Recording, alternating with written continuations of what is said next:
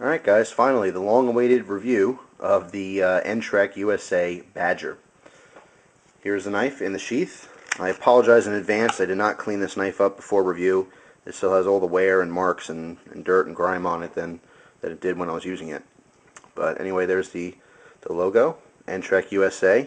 Yes, this is made entirely in the United States of America, which is a nice bonus if you are a USA citizen and do have, pride, and you do prefer having products made in your own country.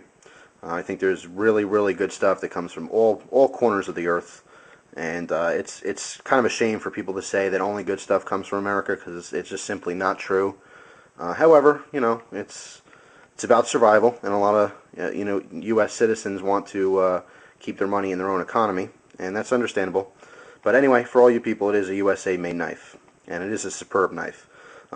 Not huge. I mean, you can see it in my hand here. First, let me give you some specs to give you an idea of size and all that stuff. Let me get that out of the way, and then I'm going to start talking about the knife. The overall length here is 8 1/8 inches long. Excuse me.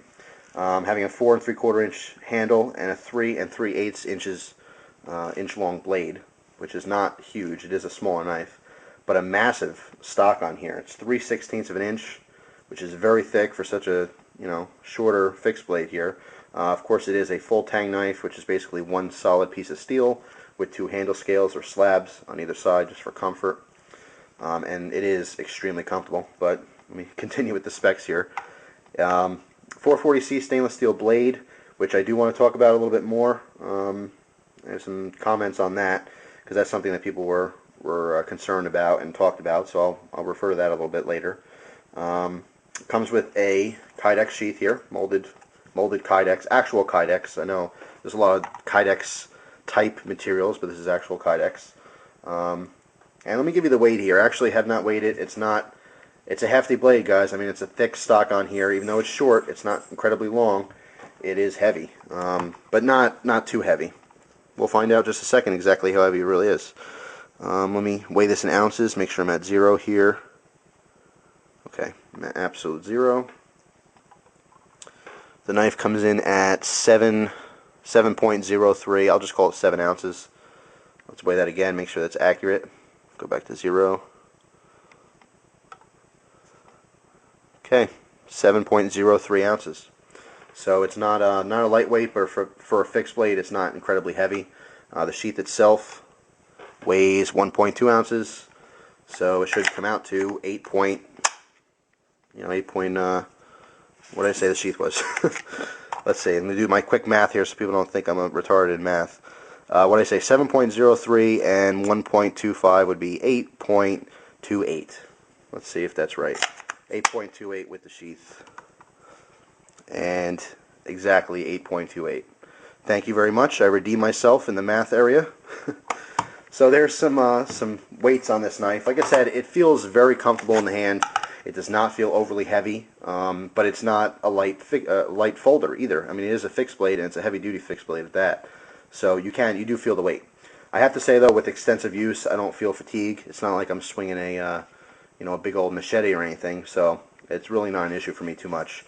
If I were to carry, when I do carry this knife, I would not use this knife in a quote-unquote urban environment. I won't carry this as an EDC blade, simply because it's a little bit overkill. It's too heavy for that situation. I don't need a thick stock like that for my EDC blade. I don't do hard cutting like that. A folder's fine. When I do carry a fixed blade, I try to go lightweight for that reason. But if I'm in the woods, it's a great little companion to a much larger blade, like a machete or a heftier fixed blade with a much longer reach. First, let's talk about this blade. Okay, the most important part of a knife, obviously, is the blade. I have not touched this blade up at all since I got it. I took it out of the box. I literally just started using it. I made some videos showing you guys some woodworking with it, a little batoning, a little bit of a test on the tip. And what I showed you guys was a little bit less than half of what I actually did. I originally thought that some of the testing would be a little bit boring if I kept showing stuff like that, but I got a really good reaction to it. A lot of people liked it. So of course I'll do more stuff like that in the future. I also did some cutting, some food. I cut up some sausage and some cheese, just to show how this might perform as a camp task knife, like if you're preparing food. A little note on this, kind of a side note. If you are using your fixed blade to perform food prep, like, like I said, maybe at the campsite or even at home, be sure not to coat this with some kind of oil that's not edible. I know that might seem like common sense, but I mean, you guys may have a system where, okay, you use WD-40 to coat your blades to make sure that they don't rust or anything like that, and you kind of forget about it, and then you break it out and you start cutting your food up. Obviously not good. You don't want to ingest WD-40. There's a bunch of different good tips and tricks on what to use to maintain your blades. It's still edible and food safe, I should say. Just check out the forums. There's good tips on there. Canola oil is a favorite. A lot of people use that. There's a bunch of different things you can do. This is a stainless steel blade. It's 440C stainless, and I want to talk a little bit about that in a minute. But first, just look at that blade. It is a hollow ground blade, drop point style. Hollow ground blades, I think, perform very good in slicing. However, let's talk about some negatives on this knife. Slicing is not where it shines, I should say. This is not a great slicer, and that's simply because of the fact that it's so thick. Obviously, having a very thin knife is going to slice a lot better because you have less resistance going into whatever you're cutting. Okay, it's just simple, I guess, science. It's just how it works. You can't have a really thick blade like this and have a really super slicer. That's the only real thing that this knife has as far as downsides. One is maybe, yeah, it's a little bit heavy for its size, and two, it's not the best slicer. However, as you saw with the batoning, even though you have a very short blade to work with, because it is thicker, is a huge benefit or pro, because it wants to wedge into the wood, which obviously is going to want to split it, and it works great for that, as you saw in the video. But slicing, not the best knife, to be honest. But you have to ask yourself, what are you using this knife for? You bring this out in the woods to slice things. You know what I mean? For me, it's not really an issue because this is a woods knife. In my opinion, it's not an everyday carry, and that's another reason why I wouldn't carry it every day, because a lot of what I do is slicing. I don't have to baton through wood for everyday use, so that's not an issue for me. I did keep the original blade on here, original edge rather. I did not touch this up or sharpen it. At the end of the video, I'll do a little bit of a cutting test with some paper to show you that edge, because a lot of people were wondering how that 440C is going to hold up. Now let's talk a little bit about 440C. A lot of people gave some pretty negative comments saying, well, for the price range, and then this knife retails $140. However, if you check out my online friend Quiet Bear's website, which I'll link in the sidebar there, he has the best prices on Entrek knives that I can find. And he's selling this knife for $90 shipped. It's actually $82 and $8 shipping. So you really can't beat the price. I mean, it's just phenomenal considering it's a $140 knife retail. But anyway, people were saying, yeah, but even for $90, I don't want 440C. I want S30V. I want 154CM, ATS34, blah blah blah. Give me VG1 for $90. Well, I don't want 440C. That's crap. And that statement's crap, to be honest. I mean, 440C gets a horrible rap, and again, my friend Quiet Bear made an excellent video on stating how underrated 440C really is. Now, when you think about it, all through the 70s and 80s, people had their, buck 110s, and they loved them, and they were the best knives, and people wanted 440C. It was a great steel. It was the steel to have. Nowadays, S30V is the steel to have, and there's plenty of different steels on the market, and they all have their purpose. And as a lot of people mention, it's a very good point to make that there is no perfect steel. There is a better steel for certain tasks, and it really depends on what you're doing. And all the attributes of a steel will contribute to being good or bad at a specific task. But 440C in general, when properly heat treated, is a very good steel. It's decent. Just because we have better steels, it's not the best steel. S30V performs better than 440C in pretty much every case, no matter what you're doing with it. However, it doesn't make 440C bad. It just makes S30V a little bit better. That's all it is. I mean, to give you kind of a comparison, I don't know, think about the steam cars. When steam cars came out, it was the hottest thing. Everyone wanted one. Everyone had one. But compare that to a vehicle of 2009. Obviously, 2009 car blows it away. Does that make the steam car bad? Not for the time period. I mean, it still was a decent car when it came out. And to be honest, I'd much rather drive a steam car today than one of my other cars, because obviously it would be cheaper. So maybe that was a bad example because of the time frame reference. That's kind of off the top of my head. That probably wasn't the best example. Because the point I'm trying to make here is that even though 440C isn't the best preferred steel these days, it's still a good steel. That's kind of the point I'm just trying to get across. And not only is this 440C properly heat treated, Entrek goes through a separate process, which is called sub-zero stabilizing. And that's where you put the steel through sub-zero degrees. I don't know the exact numbers. But that actually stabilizes the steel as well, and it pulls everything nice and tight together. It's kind of hard to explain if you don't really know, the whole process of manufacturing steel and getting it prepped for knife work and stuff like that, and annealing and tempering and everything else. So it's a little bit hard to explain, but trust me, it is a process that furthers the performance of a already good steel. And the fact that they go sub-zero stabilizing on this knife, in addition to heat treating, the sub-zero stabilizing costs more than the heat treating process itself. And that's a step that a lot of companies don't take because they don't think it's necessary. You can heat treat 440C and it will perform great. It's a good steel. There's nothing wrong with it. However, going the extra step and paying the extra money by sub-zero stabilizing it or sub-zero quenching really takes it over the edge. And that's what gives you the performance you get with this knife.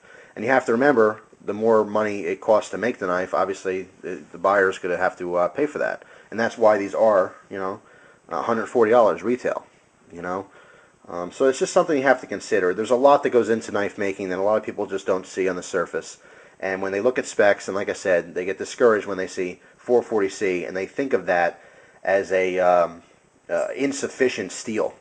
And to be honest, if you guys really just thought about it and wrote down what you use your knife for day in and day out, and you look at those tasks, you don't need a super steel. 440C is probably more than enough for you. But in these days, and I'm guilty of this myself, I try to get better steels just because of the fact that I am knowledgeable in it, and I would prefer a better performing steel, and I pay extra for that. Is it necessary? Absolutely not. I'm sufficient enough to resharpen even the cheapest of steels and get a decent edge on it. I don't need S30V. I don't need VG10. I don't need S90V. I don't need any of these super steels. I prefer them, but I don't need them. I can get something even as simple as 440A and just keep sharpening it. But I like the convenience of having to be able to use my blade and not have to touch it up, sharpen it, not worry about it. I like the performance of a higher end steel, but it's not necessary. And I can almost guarantee you it's not necessary for most of you guys out there. But you know what? It's just like cars. Do we really need a car that goes 250 miles an hour?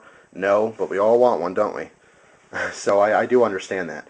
The point I'm trying to make here, though, is that don't knock 440C because there's nothing wrong with it. It's a good performing steel.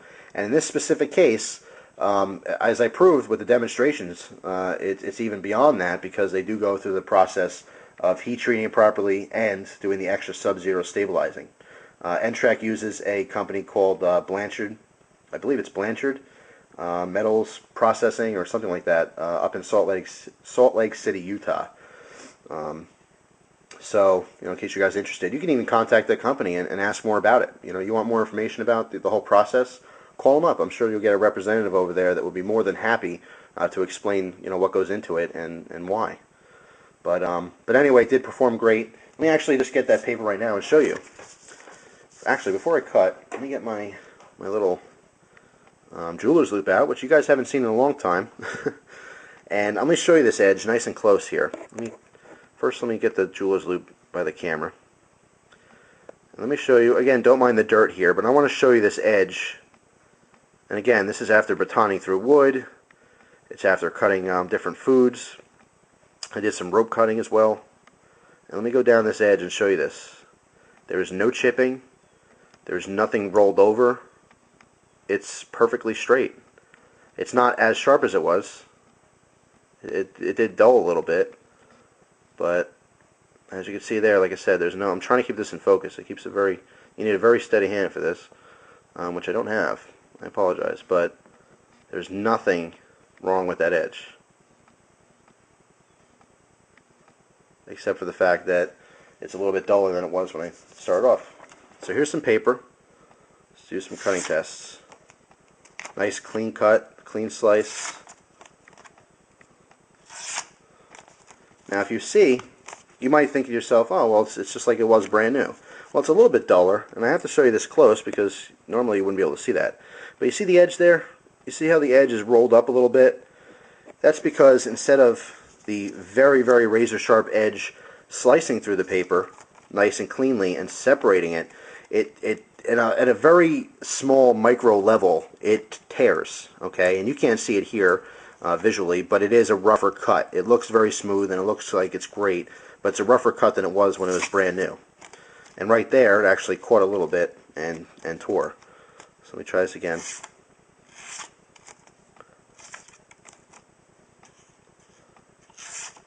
So you can see the difference there. It is a rougher cut, but it's still cutting smoothly in general through paper. And paper is a good test. Someone did comment because they heard that paper will dull a knife very quickly, and that's true. Taking maybe 15-20 cuts into paper for a demonstration like this won't dull the blade. However, if you cut paper all day long, it will wear down your blade. So keep that in mind. Paper, cardboard, it does dull your blade if you do it extensively. I know some guys they think they can cut this stuff all day long, and hey, it's just paper. It's not going to dull my knife. Well, think about it. What's paper? It's just really thin wood. So it will dull your knife, but don't worry about it. It's not something you have to be overly dramatically scared of doing. If you want to test your edge, a clean slice through paper is a decent test to make sure that you have a good utility edge. So there you go. And by the way, some people like to take sharpening to the next level, and they want something that's scary sharp and so on. When you have a really polished edge and something that's literally sharper than this, it's not always the best edge for the best job. If you're a doctor and you need a scalpel, yeah, you need a really fine edge. However, the smoother you polish that edge out, the harder it's actually going to be to cut certain materials. It's not going to really bite in. If you guys recently saw the video of Nut and Fancy, where he went over to Fitzen's shop and he had Chopper. I know I'm saying this because I know most of you guys, if not all, who watch my videos already watch Nut and Fancy's videos. But anyway, he had Chopper sharpen up his blade, and he said he wanted a little bit of a toothier edge. And I knew exactly what he was talking about. Having a toothier edge or micro serrations on a blade, it really helps to just bite into stuff. And if you picture a serrated blade, and then you shrink that down like 100 times, that's literally what it is. It's just a very, very fine serration. And it is more effective in cutting abrasive materials, cloth, rope, all kinds of stuff. But anyway, as you saw there, even after a lot of demoing and cutting through wood and chopping and all kinds of stuff, it still held its edge very well. And that's because of the very good heat treating and, of course, the extra process of sub-zero stabilizing. So fantastic performing blade.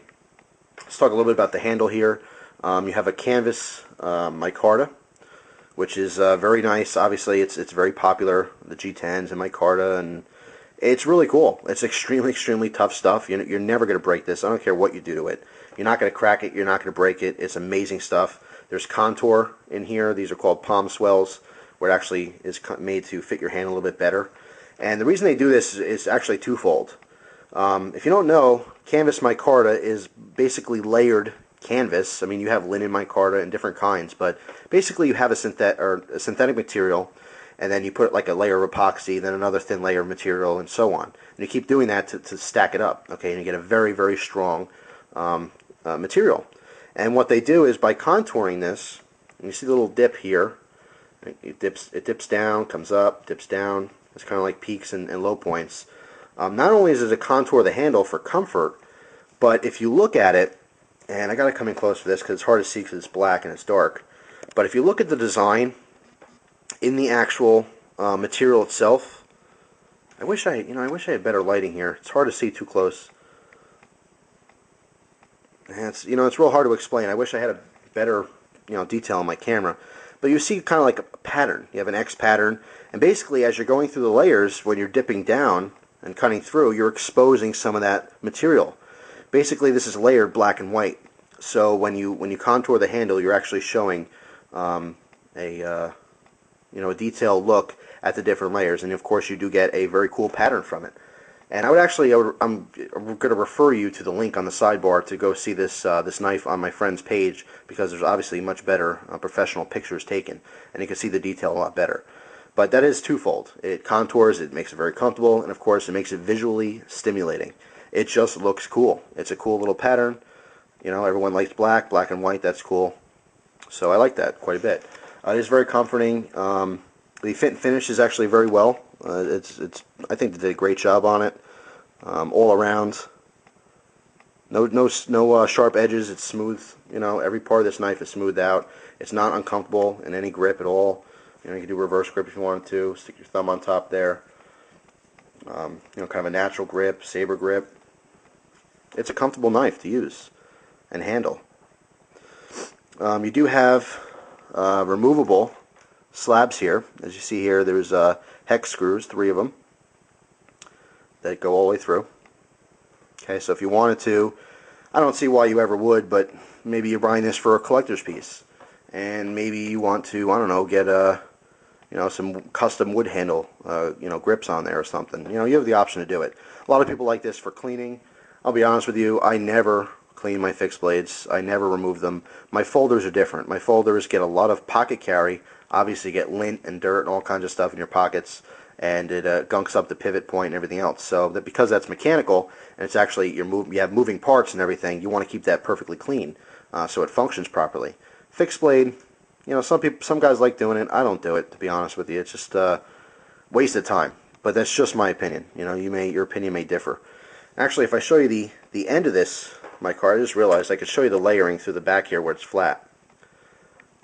And it might just look like a rough black texture, but it's really just hundreds, or you know, at least dozens of little layers of epoxy and material. But anyway, this whole knife is a bead blasted finish, and even though this is a stainless steel, people think that stainless doesn't rust, you know, like carbon steel rusts and stainless doesn't. That's not true. Stainless steel literally just stains less. It's harder to rust. It's not impossible to rust. And you can see on the top here, I purposely did a lot of work with water too. You know, when I was done doing some of my original chores, I kind of got it wet and I put it back in the sheath wet to see how that would last.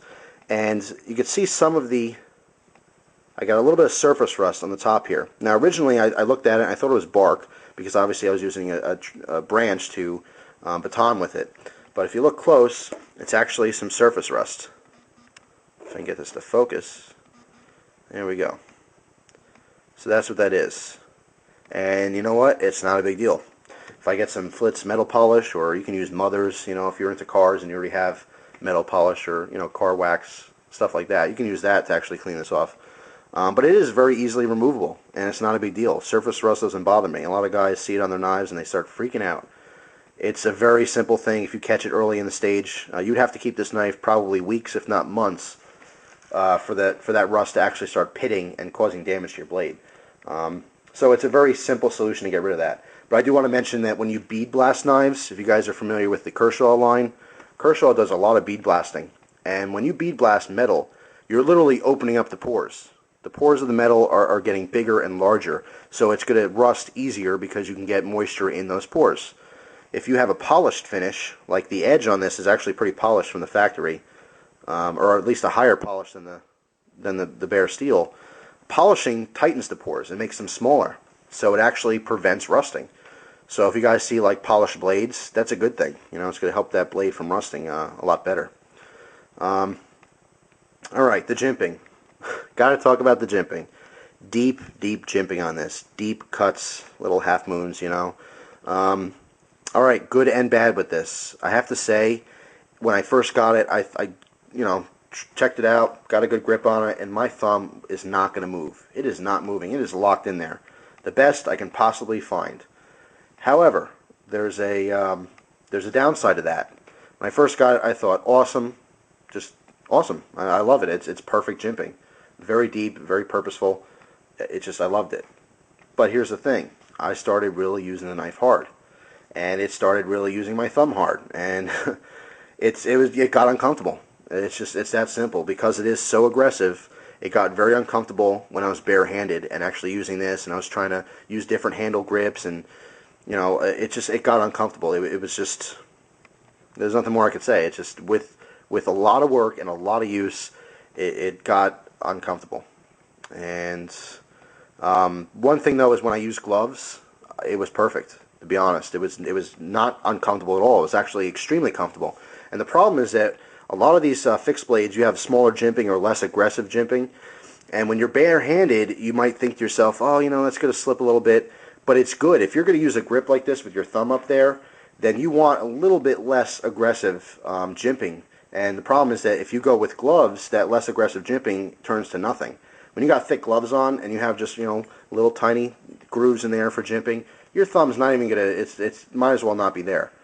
However, if you're going to use this knife with gloves, it's perfect because even with a thicker layer of glove over your thumb, it still bites in. It still is purposeful. It still works. So I would say this specific jimping, bad if you're barehanded and you're using it for a lot of work, but good if you decide to use this in the wintertime a lot or if you're going to be using work gloves a lot. So I think it's both good and bad. I won't say it's bad because it really all depends. It's situational. It depends on what you're using this knife for and how you're using it. But it is very aggressive. I mean, you can see how deep that is. I don't even have to use this. You can obviously see it, but let's get in close and show you that. The cuts on the jimping are squared off. Let me get this thing in focus here. Sorry. There we go. The actual squares, the squaring on top is a perfect 90-degree angle, meaning that the corners are in fact sharp. So it works great. But like I said, I mean, if you're using this knife hard and you do use this grip, which you really shouldn't. If you're using the knife hard, you should have a natural grip with your thumb tucked in. Like I said when I was doing my cutting demo, you want to kind of lock your hands against your body. Or some people were saying, you gave a great tip, to kneel down. Lock this on the front of your knee or right underneath the joint of your knee, and it is not moving. Then you can pull your stick and you could shave bark off and do all kinds of stuff. Cut notches. It's a really good tip to do that. Let's see, what else can I talk about?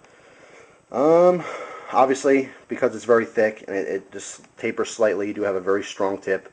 You saw, I stabbed in that tree, which by the way was dead. I also got a lot of comments from people saying that I ruined the tree, I killed the tree. It was a standing dead tree. Unfortunately, I should have showed it in the video, but the very top of the tree, I would say probably a little bit more than halfway up, was completely broken off from a storm. So the tree was dead. It was standing dead wood. So I didn't harm the tree. Don't worry. But anyway, that tip is very strong. Again, it's inherently going to be true to any thick blades like this. Let me talk about the sheath real quick, and then we'll call this a done review. A lot of people want to see the sheath because a lot of the Entrek stock pictures simply don't show it. It's just no one can find the pictures on this, and they want more information about it. I believe all the Entrek models that do not have a guard, an extended guard, will have this same exact style sheath, just obviously to fit their specific blade. So what you have here is a Kydex, actual Kydex. A lot of times you'll see molded plastic, Securex, I think Cold Steel uses. But this is actual Kydex, very good high quality stuff. And it fits really good. There's very good retention. It takes a little bit of force to get that in, but you want that because there's no way this is coming out. And if you're hiking or jumping around the woods, you don't want that falling out. I will say though, if you can hear that, there's a little bit of wiggle in there, but it's not going to come out. There is a really good retention on this. So it's not going to fall out. It's not completely tight where it's not going to move. It does wiggle just a little bit, but I assure you it's not going to fall out on you. It's also easy to remove. I use this part over here with my thumb, and you don't even need two hands. If you were to grab this on your waist or on your pack, you just grip kind of high on the knife as opposed to back here. Grip high, put your thumb here, and then just push forward, and you can pop that off. So you can get your knife out one-handed. And obviously when it's secured to your pack, you can pop it in one-handed too. It is molded, so it only goes in one way. Obviously, you can see the shape of the finger choil here. It's going to match. Don't put it in backwards. You're going to screw up your sheath there. It is all rivets. Good options. You have having a bunch of rivets here. The more the merrier, because it just gives you more options to carry it. You can use all kinds of different carry methods with this. Before I put this away, let me show you the pocket clip. It's actually very strong. People don't like Kydex clips because they think they're going to snap off. I can bend this all the way back to there, so that the top of this literally folds up on itself. Okay, it's not going to break off. It's very secure, and even after all that bending, it goes all the way back down. Oh, hold this so you can see it. I use this in my belt as well as just in my front pocket. It worked great. However, a downside is that the clip itself is riveted to the base here. I would definitely prefer some kind of mounting system because of the fact it is riveted. You cannot remove it. If I wanted to carry this on a tech lock or something, that clip would get in the way. It would add bulk. So I would prefer it to be removable, but it's not a huge issue for me. I know why they didn't make it removable. By using rivets, they don't have anything sticking in the way underneath, as you could see. I mean, if you had some kind of screw system, you'd have screw heads in the bottom, or the stopper, and of course that would get in the way of the knife actually entering the sheath. So, and then of course rubbing on the handle here and marring up your handle and scratching it. So I understand the method of their madness, you can say. I mean, I know why they didn't use screws or something, but I would say, I don't know, maybe if you just work on the design and do something differently, so you can maybe mount it a little bit lower or something, or mount it down here, off to the sides, so that you can have removable. But it's functional. It works fine. I mean, you can't take it off, but it does do its job. So that's it. I apologize for the very long review, but I had a lot to say about this knife. It's very comfortable. I think that it's a very good performing blade, even 440C. Done right, it works great. Little bit on the heavy side. I wouldn't EDC this blade, and using it barehanded is a little bit uncomfortable with that aggressive jimping. But other than that, it's a fantastic knife, and definitely worth checking out.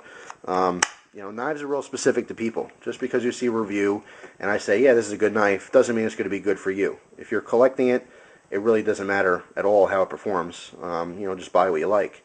But if you're actually using it, take that in consideration. This is definitely, in my opinion, just my opinion, but this is definitely a blade that's good in the woods, not necessarily, in an urban environment, or even a rural environment, where you're walking down the street. But anyway, just my opinion. Hope you guys enjoyed the review. Again, I apologize it's so long, but I had a lot to talk about. And that's it. The Entrek USA Badger. I like it. Thanks for watching, as always, and I hope you enjoy the rest of your day. Take care.